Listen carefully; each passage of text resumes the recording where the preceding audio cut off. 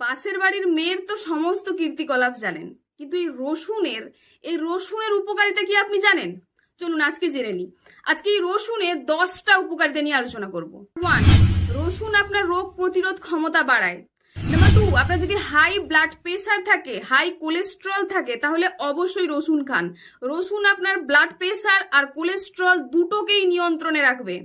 অর্থাৎ আপনার ওভারঅল হার্টের হেলথ কিন্তু খুব ভালো রাখবে এই রসুন। নাম্বার 3, রসুন আপনার শরীরে ব্যাকটেরিয়ার ইনফেকশন কম করতে সাহায্য করবে। নাম্বার 4, আপনার ডাইজেস্টিভ হেলথ খুব ভালো রাখবে। নাম্বার 5, আপনার শরীরের মধ্যে থাকা দূষিত পদার্থগুলোকে, আপনার শরীরের মধ্যে থাকা বজ্র পদার্থগুলোকে টেনে বের করতে সাহায্য করবে রসুন।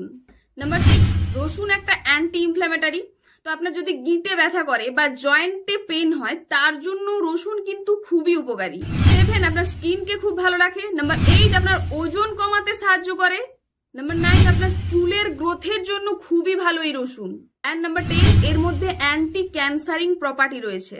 তো ক্যান্সার প্রতিরোধেও কিন্তু খুব ভালো সাহায্য করে রসুন। তো রসুনকে কখন খাবো, কিভাবে খাবো, কতটা পরিমাণে খাবো, এটা যদি জানতে চান তাহলে অবশ্যই আমাকে কমেন্ট করুন।